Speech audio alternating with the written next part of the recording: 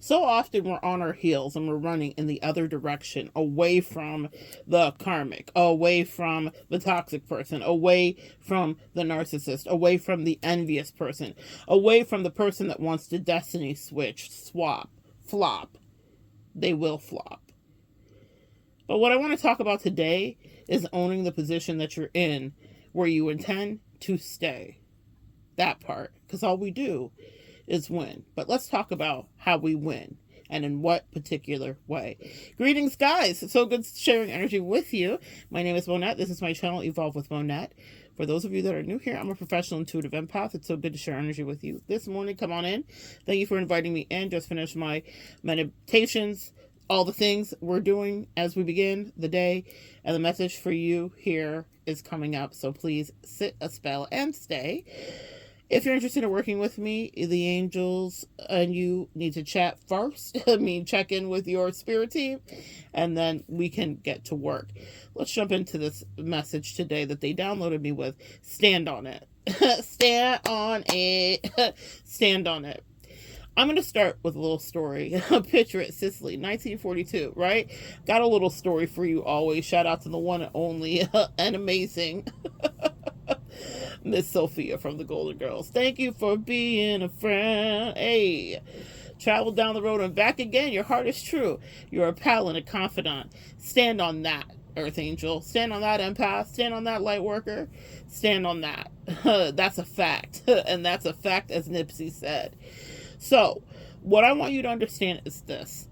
People will want what you have, sis. They'll like to assess the situation, what's the sitch, and they might want to destiny switch. They might want to be where you're at. And so often, many of us, after going through tower moments and hermit moments and betrayals and people hurt in general, will want to shrink down and be like, you know what? I don't even want to be involved in the human race. I want to be off this world and into a galaxy far, far away. Earth is ghetto. Shout out to our girl, Miss Aaliyah. Earth is ghetto. And when I say Aaliyah, I'm not talking about the singer that passed away. I'm talking about a singer here on the YouTube streets that made a song called Earth is Ghetto. I believe that's her name. In any case, what I will tell you is this. Earth can be ghetto for us, Earth angels and people that were dispatched in. What I want you to understand is that people, not just that they don't want to see you in. I think we've talked about that. I think we know that. But I think that we can be in self-loathing at times, not realizing that people would kill for our life. And that is something when I talk to my clients or I talk to friends and I talk to all of us out here surviving, I realize how good we are internally, meaning we've done a lot of the shadow work, the soul work, the integration.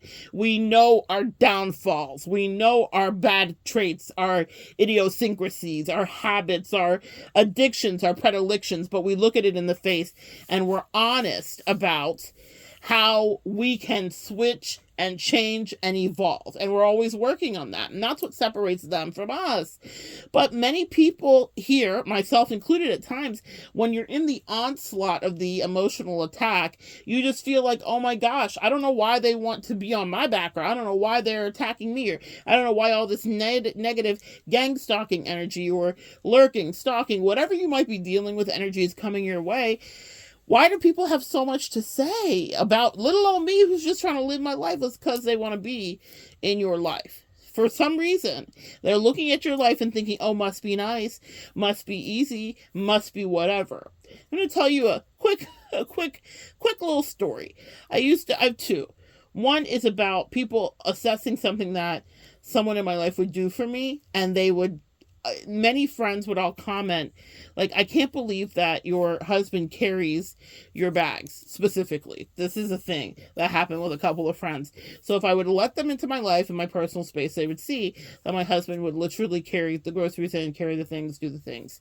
And my husband loves in acts of service. So they don't understand what we have going on in or out of our relationship, what I do or don't get. They don't understand it, but they commented on it.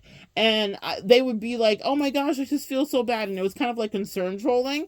I just feel whatever. Come to find out, both of them at various times in their life would admit to me, my partner, husband, boyfriend, husbands for both of them, isn't carrying a shit. It's me. It's just me and me, sis. And so sometimes people can make you feel crazy about what you have. And I never felt no ways about it because I understood the dynamic of my relationship. That's why you need to be emotionally secure in yourself, because people try to knock you off your square just because they want to stand in it. But I was always like, no, that's his job and that's what he does. And that's how he says, I love you. And I receive it. And I'm grateful. And I didn't understand why it was such a big deal for them until later. They were like, man, my husband would never. I wish he would, whatever. And I was like, oh, I see. That's what the issue was, actually. That's one example of people wanting to maybe knock you off your square and make you insecure about whatever you have, whatever it is. That, to me, was a very little thing, but to someone else, it was a big thing. I don't take it for granted. But I also understand nothing is perfect, and I also understand what I do and don't receive, and I also understand how my husband says that he loves me and why that's the way that it works for us. And so there may be other things in my relationship that you would not want in your relationship. So be careful before you try to destiny stitch with people. You don't know exactly what's going on behind the scenes, right? But in that's a small microcosm of a snapshot. Let's talk about working where I was shook for a minute. It was many years ago. I was in my 20s and I was working at a Christian preschool, and one of the teachers came in and she had been in a different classroom, but everyone knew about me. And I'm not just saying that. I had won Teacher of the Year, all the things. And we had just done like a competition where we did a 3D door decoration, and I had won that 3D door decoration because, we outside with the creativity. And so my name was buzzing a little bit in the daycare. I was also the only Black person there, and it was in Alabama. So, it was hard to miss me. In any case, the teacher had heard about me, and I was friendly with the teacher. We would chat it up on the recess, outside when we had the kiddos outside, all of that. And she'd invited me into her life, come over, watch a football game, all of that. I'd spend time with her family at her home. We were like becoming friends, or so I thought.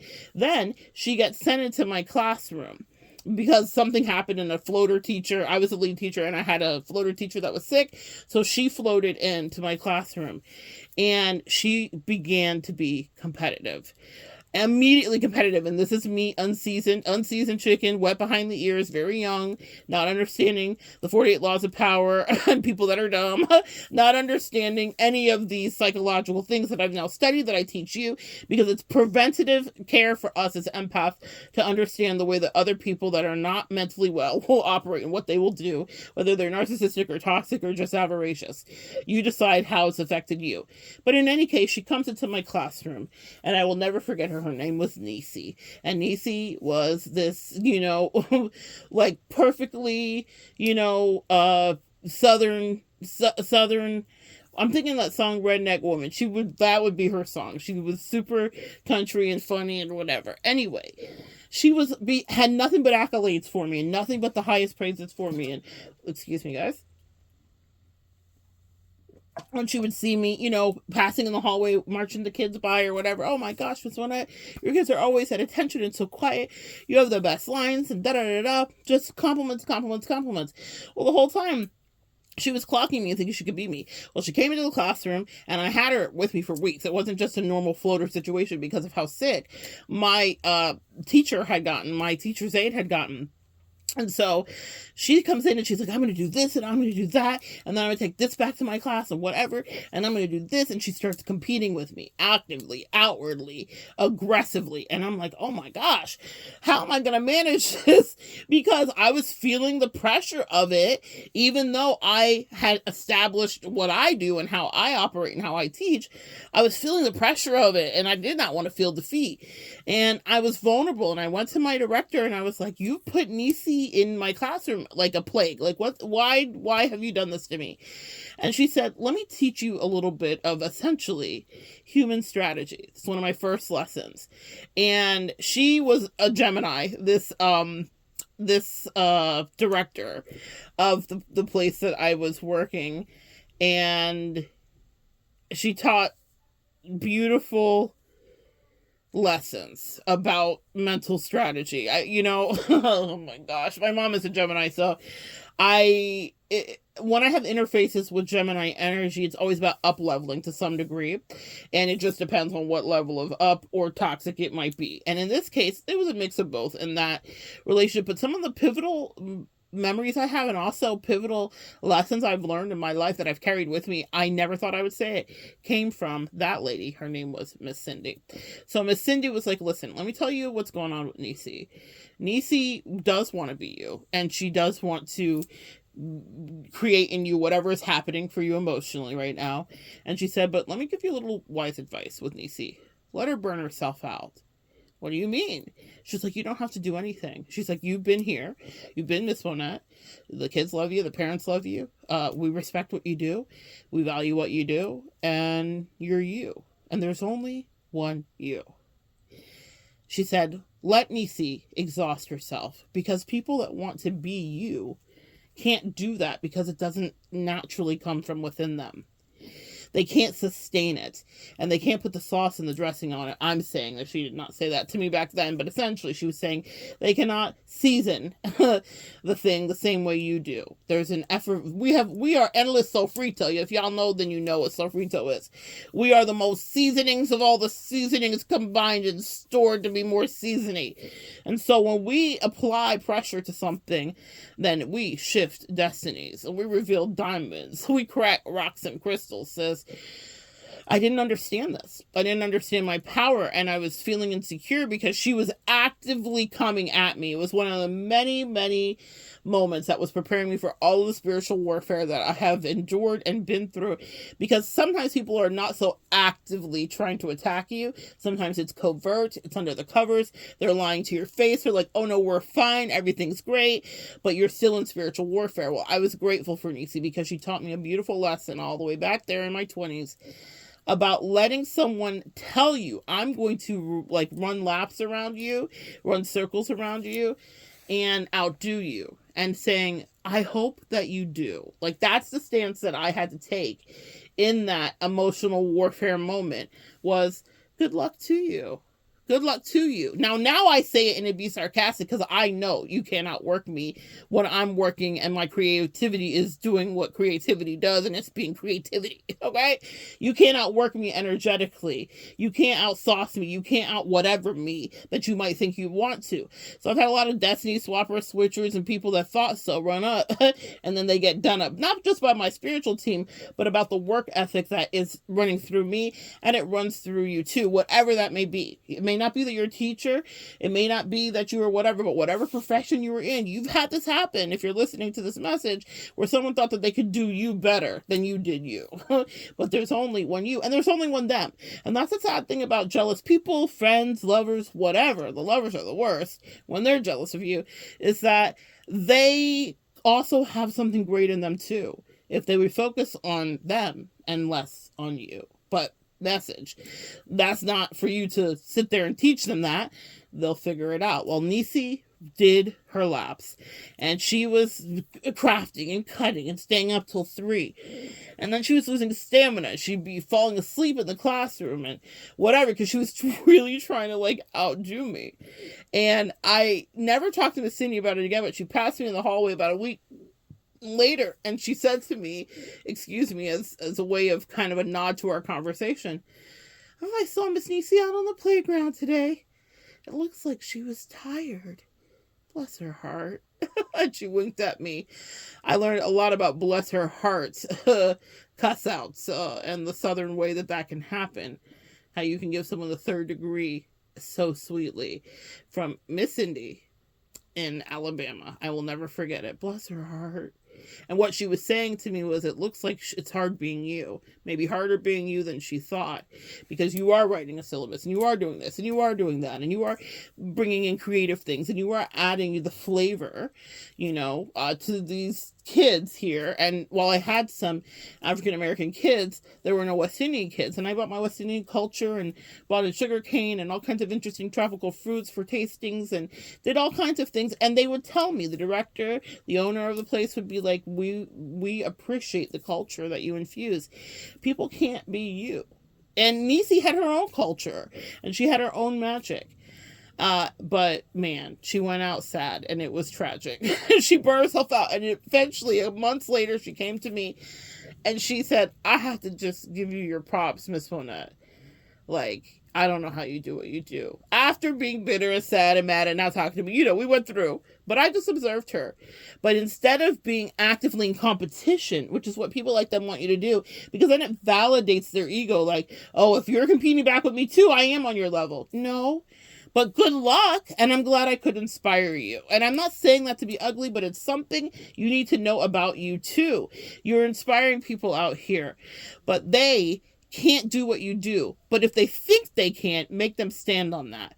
I just watched her work herself essentially into being on coffee and all those things you take from the gas station to keep you up.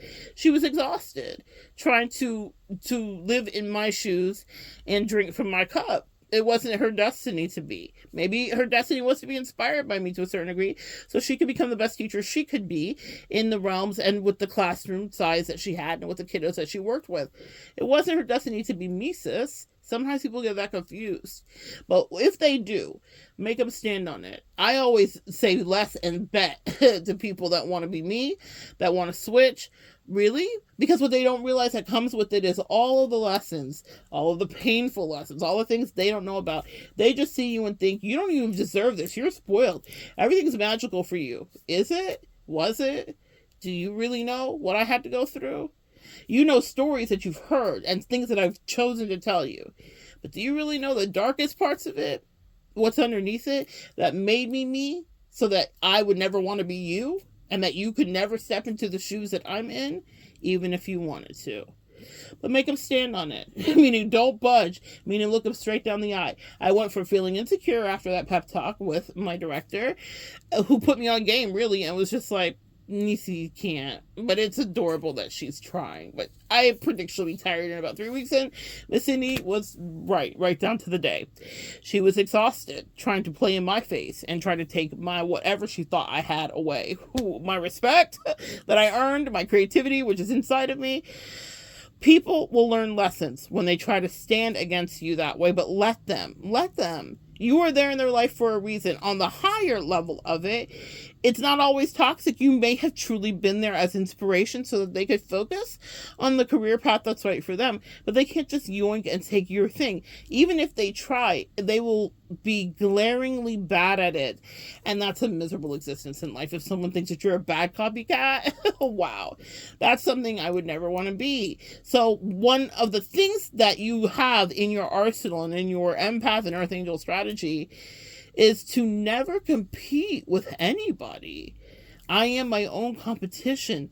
I'm competing with myself. And what that may look like is this. Let's say I had someone who was playing emotional mind games with me and they thought that they could trigger me with third parties and all the rest of it. You know who I'm competing with in that? It's not the third party. I'm competing with previous Monette that went through this 10 years ago, but it was a different configuration and a different set of people that I used to know. And I'm competing to see if I can more quickly dismantle the narcissistic bomb that's just been detonated in front of me without them even seeing me clip the wires or pull the pin or stop where the ticking is ticking. That's who I'm competing with. I'm not competing with the third party, the karmic. I'm competing with me that's been in a scenario that feels eerily similar and says, okay, what did you learn from the last one? How much faster can you get out of this one? I turn into Jack Reacher. I turn into Mission Impossible. I turn in to Tom Cruise. I am choosing to accept this mission before it detonates in front of me, and I have quick work to do. I need to be faster than I was last time when I was maybe filled with insecurity or lethargy or self-doubt or just the lack of wherewithal and know-how because I hadn't yet experienced it. But when I'm in the future and I'm dealing with someone who's being competitive or who wants a destiny switch, I've seen you before. I've seen that archetype before, and now I'm challenging myself to be stronger, faster, better, and more in this present reality. That's who I'm competing with. I'm competing with me. I'm not trying to get your attention back or validate your ego or stroke you. The thing about it is empath, understand how you love, Earth Angel. We love people completely and beautifully and out loud. And so I don't have to prove to you what I am in the relationship. I've demonstrated with safety, with concern, with consistency, exactly how I intend to show up. So if people start challenging you and they're like, well, prove to me that you are who you say you are. Prove to who what? If you got to experience me kindly, then you know that I am who I am, and I've loved you completely. So that was the plan. There's no competition. I don't have to prove anything else after this. People will trick you, and you might be got for a minute, sis, and I have been, but eventually the ship rights, and the voice of Miss Cindy floats back into my head, and I think of the good advice that she gave when she read Nisi and said, oh, in about 3 weeks she'll be, quote unquote, exhausted, dead to the world, dead to the bed. And she was. She literally she wore out her immune system and actually got super sick. Really sick. Because she was trying to be me, sis. It's tiring, isn't it? Let people understand that you'll watch them. But then what happened was I pivoted from being in competition to her to realizing she wants to compete with me. Oh, that's filled with so much flattery. Take it to the higher lesson. But then on the lower lesson, then I stared her right square down the eyes and I watched her and I said, let's see. Show me what you got, little mama. Show me what you got, little lady. Do your best. I promise you. It's not as easy as you think. And also, maybe you'll learn something about you too, because you're on the brink of insanity. I'm not going to be. Compete only with yourself. That's how you really set yourself free. In retrospect of any kind of emotional battle I've been in with people, they realize later, like, I wasn't triggered by who you had around you. Even if for a minute that caught me up, it's never my thing, because I realize how people will connect themselves to situations that are toxic for them, trying to get back at you.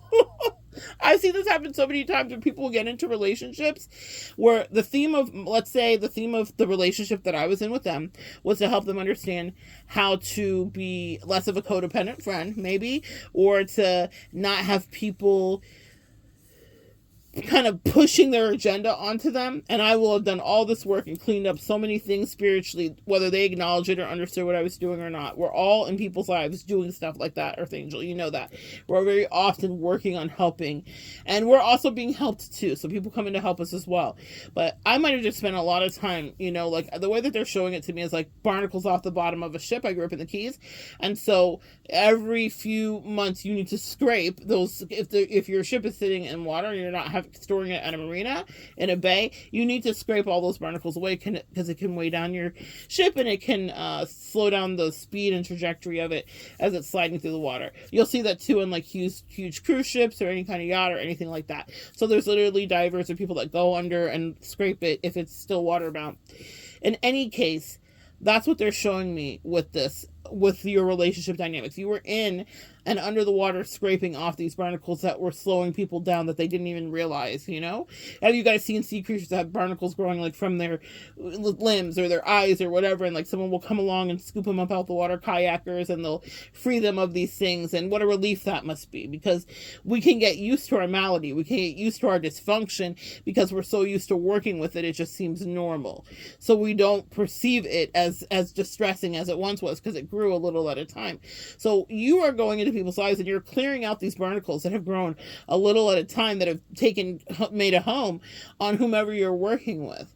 And you clean them up, and then in pursuit of trying to compete with you or destiny switch or get back at you or whatever they're doing, they take on the very same thing. They literally go out and swim through the barnacles and are like, hey, please reattach.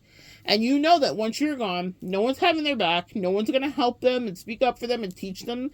Because what do? Empath. Y'all know how we speak into people's lives. We give them great advice.